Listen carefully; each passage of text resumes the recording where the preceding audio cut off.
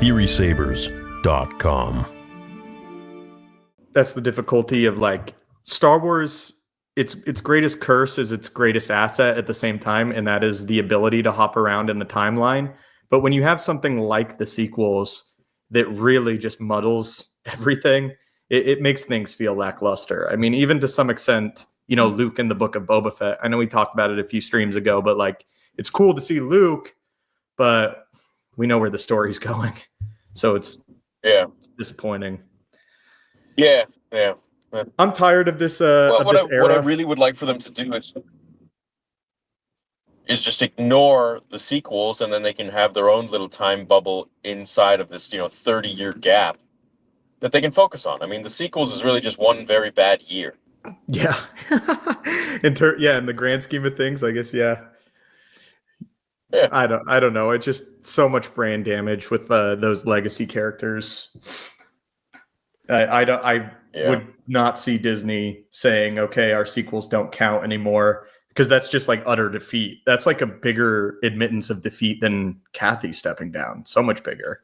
And I just don't see Disney, making that move. I would love it, but multiverse. They love a multiverse now. They could do it. It'd be very, very, very difficult internally and externally, but they could do it. The world between worlds. Here's the problem with being theorists is that we're forced when something's bad to come up with theories to make it better. If that makes sense, like we have to jump through mental hoops of, okay, if we do this and this in the law, then maybe. But realistically, like you said, if it didn't happen, we wouldn't be like against the wall here.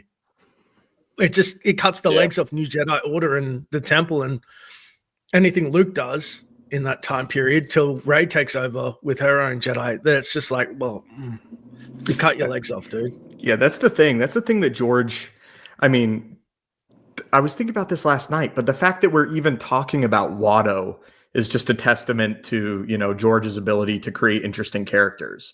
And the fact that they say like, oh, he's not dead. And that's like news to the point where it reaches beyond the Star Wars fandom, I think is what I was saying. That's just because it's just Star Wars is so dry that anything from the prequel trilogy having some new bit of like canon information just makes the rounds like crazy. Yeah. Where it's like if they announced in a comic book, like we're gonna kill Rose, like I don't think anyone would care. No one would give a shit, man.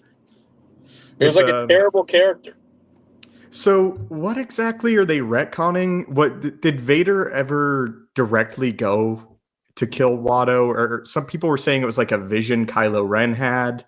I don't like when comics do like retcons way after the fact, especially because we see Watto get confronted by Vader and it's supposed to be like a pivotal moment in the lore. And then it's like, oh, they backtrack it and it's just a vision. It just is like kind of cheap. I don't know. Yeah, there was I don't know, dude. They like to do that where they go. We know that comics and books don't mean much to them anyway, because they'll have one thing and then Dave Filoni will go against it, or he'll just continue on his own timeline. Which, to be honest, I kind of prefer, because I don't see Disney canon as canon. So it's like anything that they make in the books or whatever, I used to be like, okay, this is the way it is. But now it's just like, no.